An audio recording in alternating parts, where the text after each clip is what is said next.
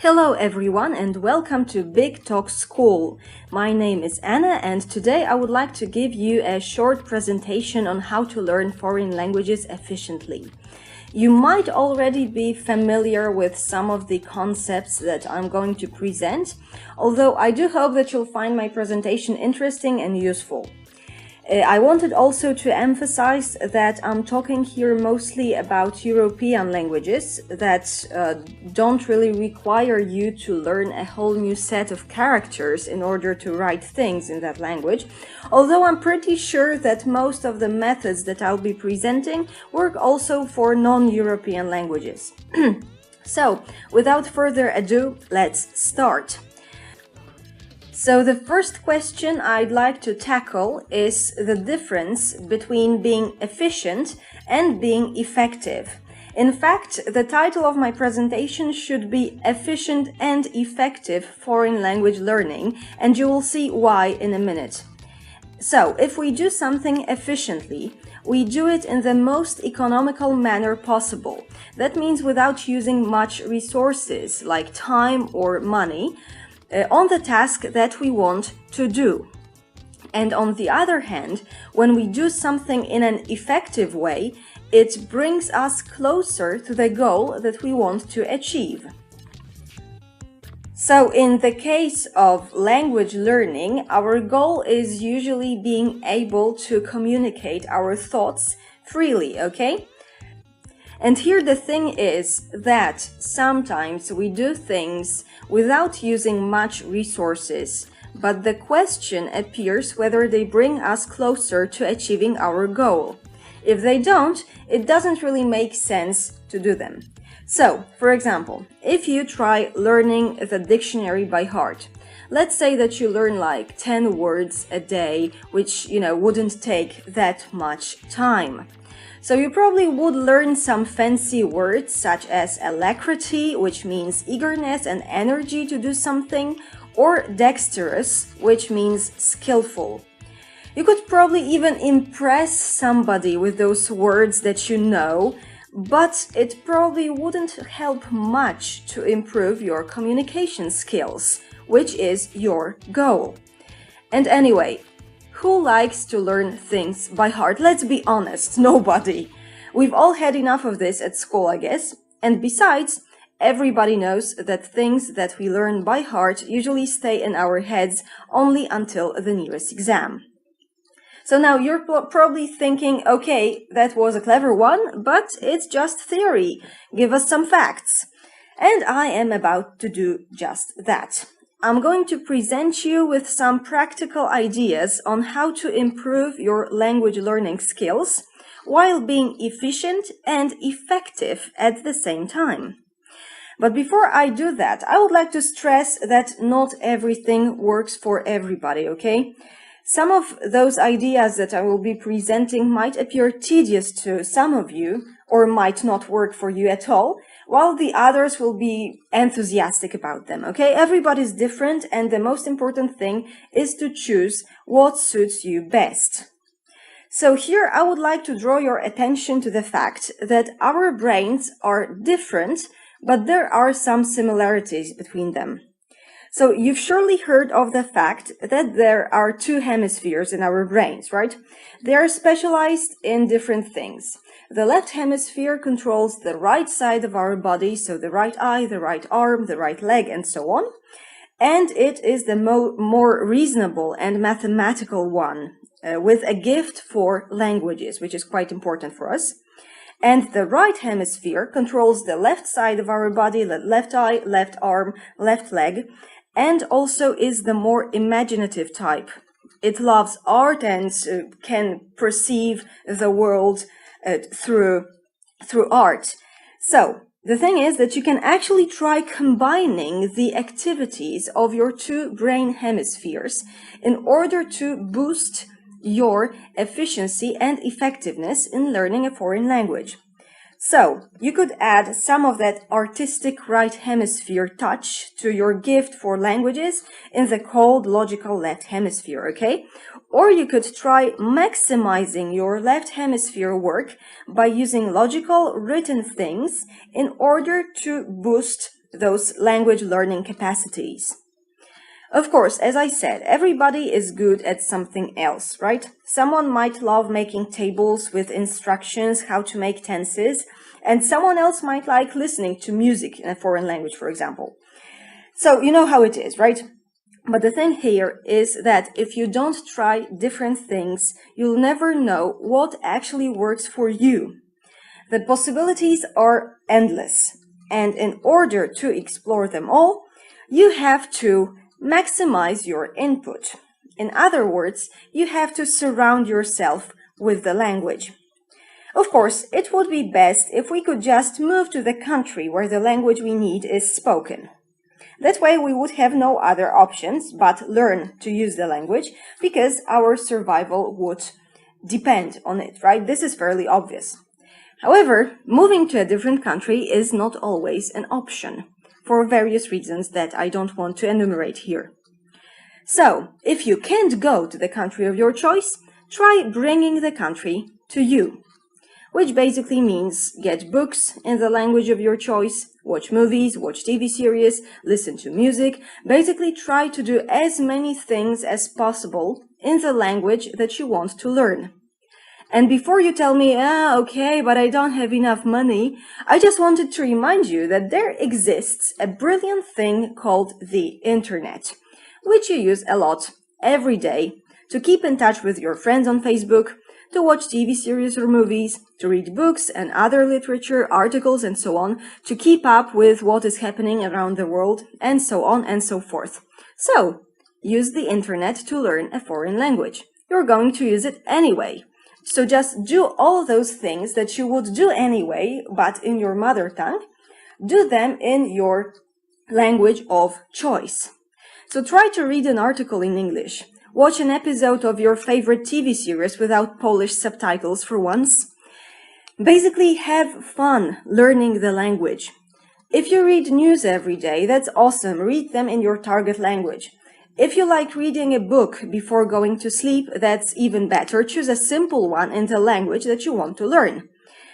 Such activity has another benefit in the form of combining internal and external motivation, about which I will be talking towards the end of my presentation. Of course, let's get it clear. You won't understand everything at once. At first, you might not even understand any word besides the, an, I, and that, for example. And of course, you can use Google Translate and actually learn the words, or you can try keeping a journal with new words that you learn during reading the articles. You can use flashcards or special applications or a visual dictionary, and so on. Or you can as well choose books that you have already read in your mother tongue. You can choose films that you've already seen so that you know what's going on. And for example, articles on topics that you're familiar with. But on the other hand, there is all that grammar. Grammar is a must, and there is no easy way around grammar, okay? But I would like to present you with 2 ways that I and people on the internet usually recommend when it comes to grammar. So first of all, you can try learning grammar in the same way that you learned your mother tongue grammar when you're a kid.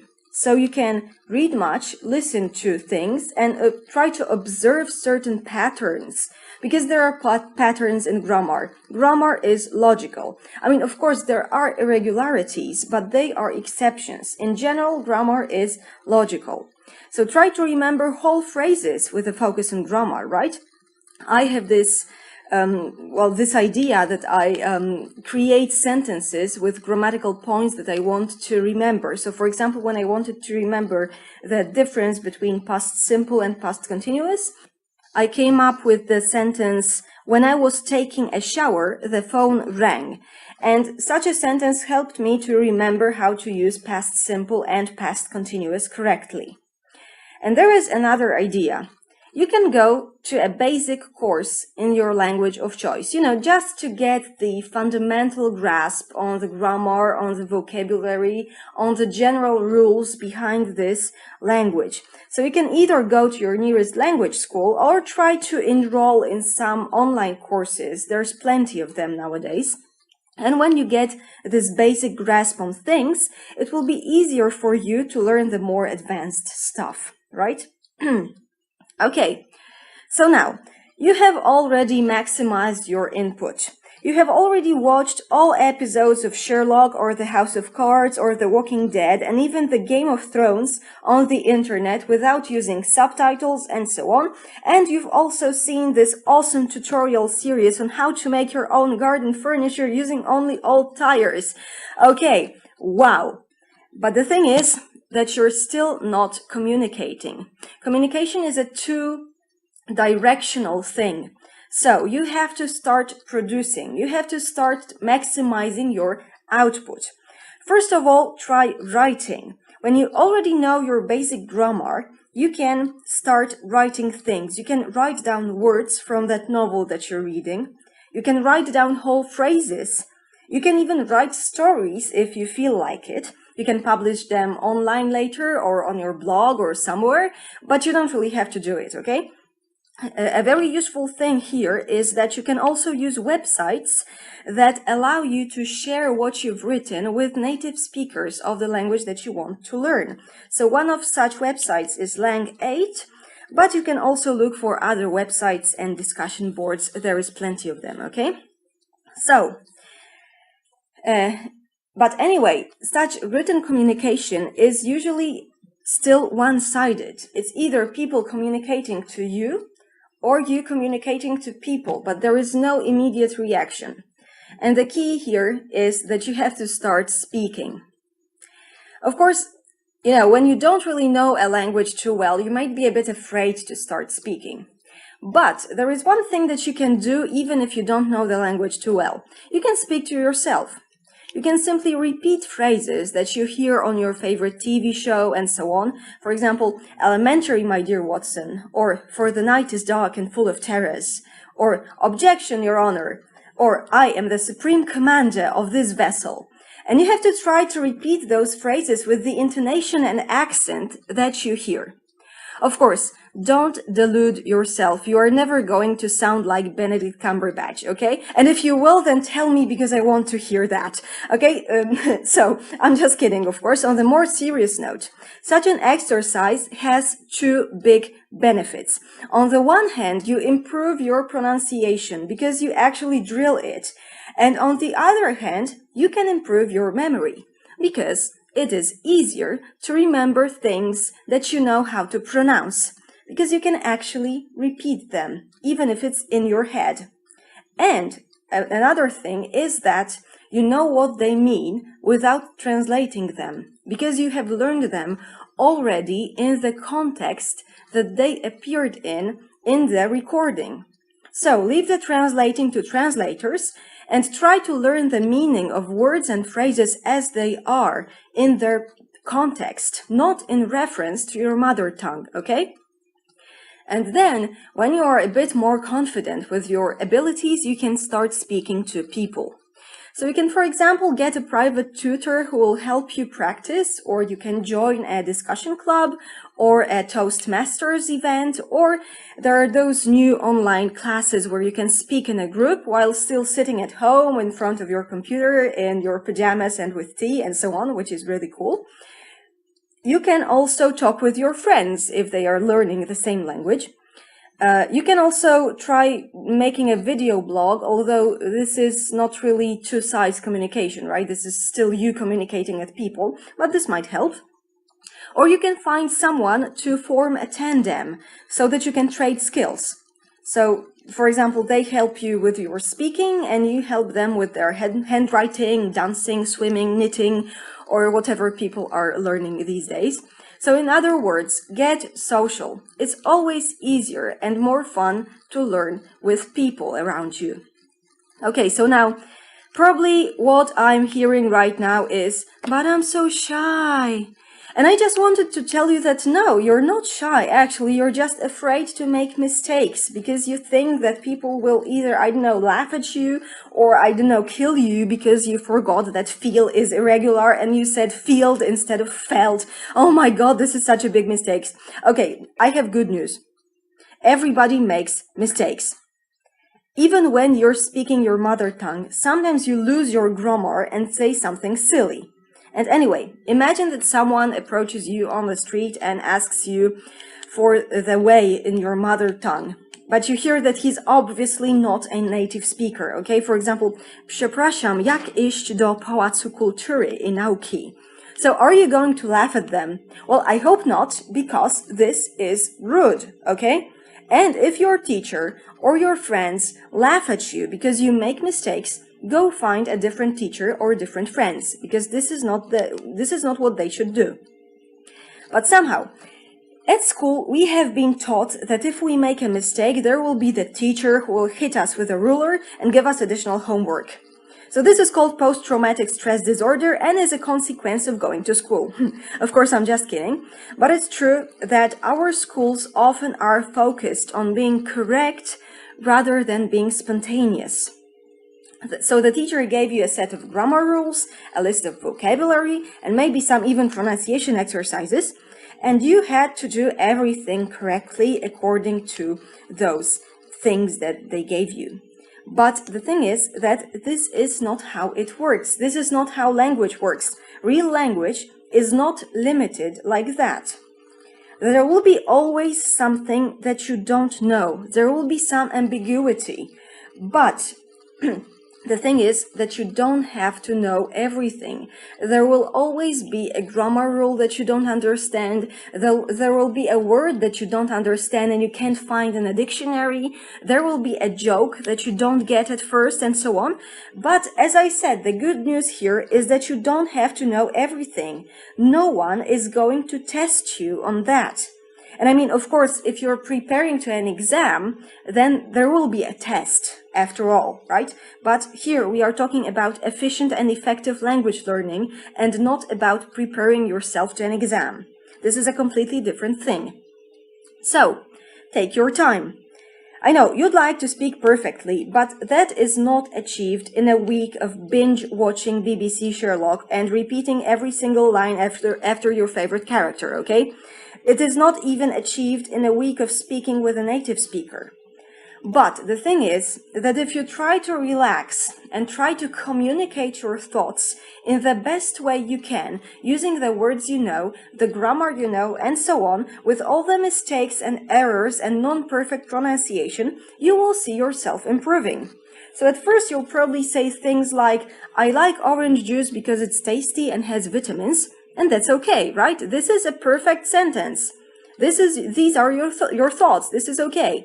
And later on, you will hear yourself saying, the struggling company used a combination of early retirement incentives and attrition to reduce its workforce enough to continue to meet its payroll. Attrition is gradual reduction of a group, and the example was taken from the big book of words you should know. So, if you think about it, when you were a kid, you started off with simple phrases such as Mama give milk and so on, and look at how well you speak now, right? This is how it works. It just takes time to improve. And your role in this process is making it take as little time as possible to achieve your goals. Which brings us to another question. There's this theory of external and internal motivation. So external motivation is, for example, the parent that wants you to learn French because it's such a beautiful language and so on. And even if you are an adult, you might have this parent-like figure in your brain.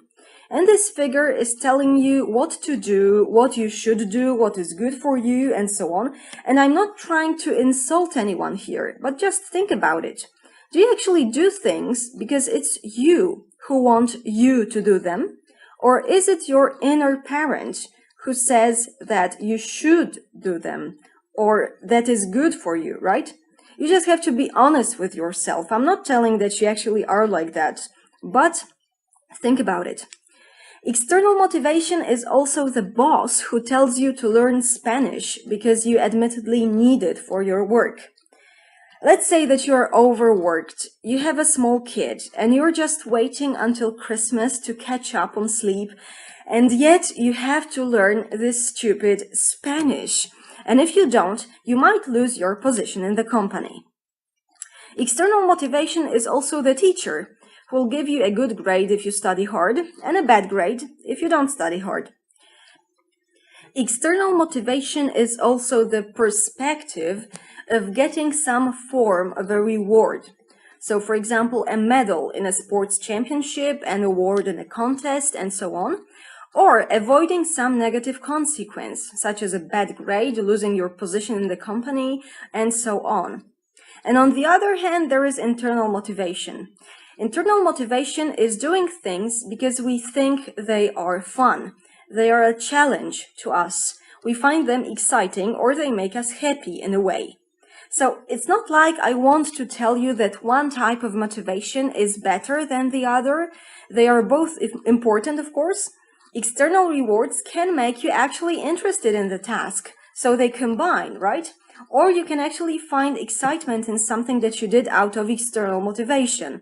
And moreover, external motivation often meets feedback about our performance, which is really important in language learning because you want to know whether you are improving or not, whether you are making things correctly or not, right?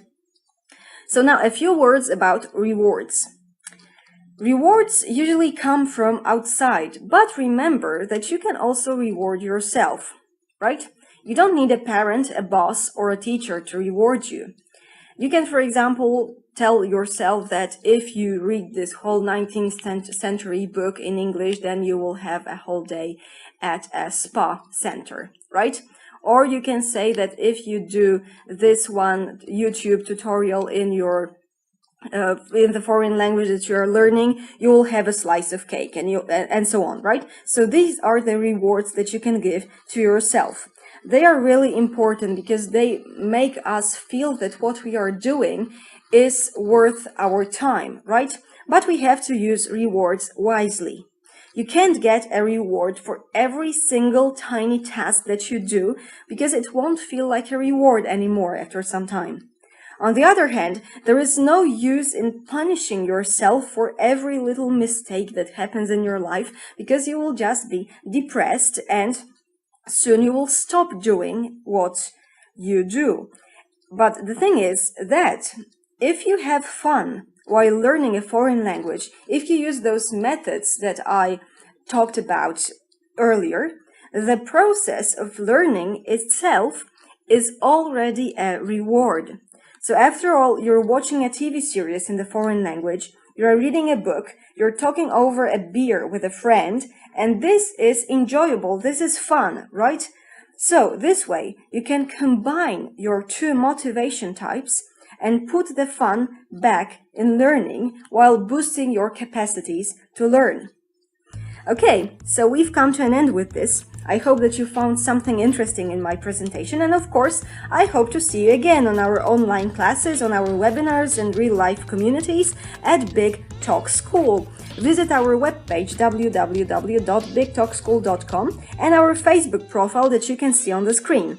If you have any further questions, you can email me at the address below, anna.lewoc@bigtalkschool.com, or find me on Facebook. Thank you again for your attention and bye!